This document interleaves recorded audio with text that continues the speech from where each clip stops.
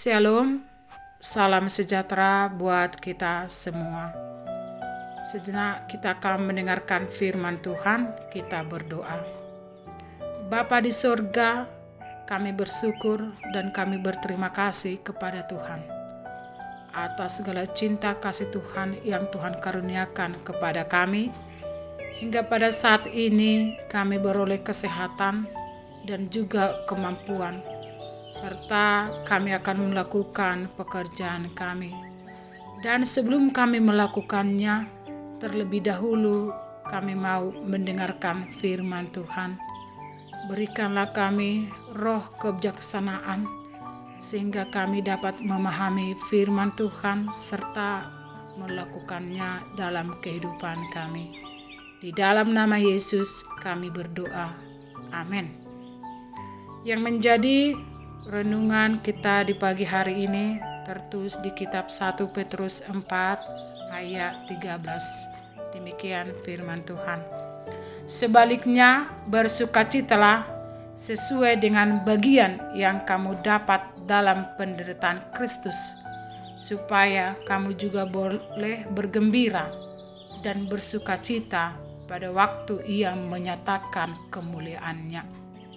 Di dalam bahasa Batak dikatakan demikian. Marlas ni roha mahamu, marguru tu saurmuna diaka hapersuhon natinaun ni Kristusi. Asadot hamu marlas roha jalan Maria iya, dinagabe patar hasangapon nai. Demikian firman Tuhan. Amanginang, umumnya penderitaan atau penganiayaan adalah dua kata yang tak ingin banyak didengar orang, apalagi harus mengalaminya sendiri. Karena itu, orang akan menghindar dari penderitaan dengan berbagai cara atau melengkapi diri dengan berbagai tameng atau proteksi. Ada beberapa penyebab dari penderitaan yang ada dalam kehidupan kita. Seperti yang dikatakan di 1 Petrus 3 ayat 17.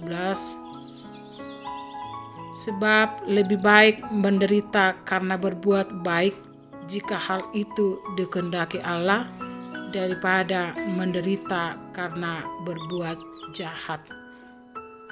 Dalam arti penderitaan datang karena disebabkan dia berbuat salah atau melakukan suatu kejahatan. Contohnya, jelas sekali apabila ada yang mencuri kemudian tertangkap dan dia dipukulin, ia akan mengalami penderitaan karena kesalahan yang ia lakukan. Apa yang harus kita lakukan ketika kita menyadari bahwa penderitaan ini adalah karena kita berbuat salah? Tentu yang terbaik adalah kita introspeksi diri dan berjanji untuk tidak mengulangi. Kita jadikan hal ini sebagai pelajaran berharga untuk langkah hidup selanjutnya untuk dapat memperbaiki kehidupan. Yang kedua, manusia dapat menderita karena disebabkan perbuatan yang benar. Seperti yang tertulis di 1 Petrus 3 ayat 17. Ternyata perbuatan baik dapat juga membuat kita menderita. Sebagai contoh, ketika Yusuf difitnah oleh istri Potifar, jelas Yusuf menolak untuk melakukan dosa. Apakah dengan melakukan kebenaran ini tidak ada reaksi yang ia terima? Tidak, sebab istri Potifar yang terlanjur malu karena keinginannya ditolak mentah-mentah oleh Yusuf, kemudian memfitnah dengan membuat laporan palsu dengan memutarbalikkan fakta kepada suaminya. Akhirnya Yusuf harus menderita perlakuan yang tidak adil. Mungkin contoh lainnya adalah seperti Sadrak, Mesak, dan Abednego. Mereka menolak menyembah patung buatan Nebukadnezar. Ini adalah hal yang baik, namun mereka harus mengalami penderitaan dengan dilemparkan ke dalam dapur perapian yang menyala-nyala. Tetapi puji Tuhan, Allah campur tangan, mujizat Tuhan dinyatakan dan mereka akhirnya dibebaskan. Ada juga yang menderita karena sebab yang tidak kita ketahui dengan pasti. Ketika kita alami penderitaan, kita sudah menganalisa dan tetap belum juga menemukan jawaban apa penyebabnya. Maka itu artinya Anda sedang mengalami penderitaan tanpa ada sebabnya. Hal ini seperti apa yang dialami oleh Ayub yang tidak mengerti mengapa musibah menimpa dirinya.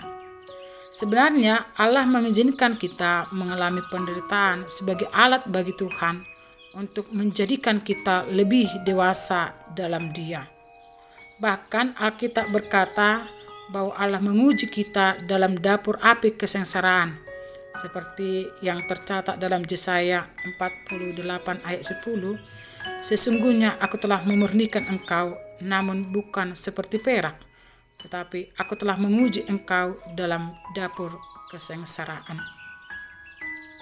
Bapak Ibu sekalian, Rasul Petrus menuliskan surat ini kepada jemaat yang sedang mengalami penderitaan yang berat akibat penindasan dari pembenci Tuhan Yesus atau antikristus. Rasul Petrus mengingatkan agar jemaat yang percaya kepada Tuhan Yesus jangan malu atau berkecil hati jika mengalami suatu penderitaan karena nama Yesus. Dan mereka menderita karena mempertahankan iman percaya kepada Kristus. Di ayat 14 dikatakan, berbahagialah kamu jika kamu dinista karena nama Kristus, sebab roh kemuliaan yaitu roh Allah ada padamu. Tetapi sebaliknya, jika seseorang harus menderita karena melakukan dosa atau melanggar hukum, seharusnya lah dia malu karena perbuatannya itu. Firman Tuhan berulang-ulang mengangkat topik tentang penderitaan Kristus. Bukan supaya kita berkecil hati apalagi takut dan khawatir, melainkan supaya kita menemukan sukacita yang besar.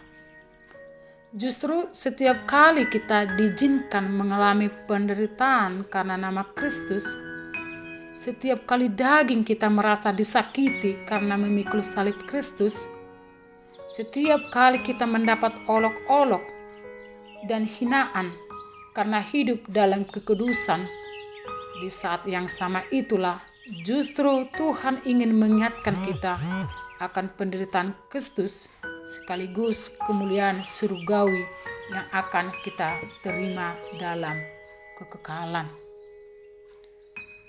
Setiap penderitaan karena melakukan dosa selalu mendatangkan duka cita. Tetapi menderita karena kebenaran akan mendapat upah, yaitu hidup yang kekal.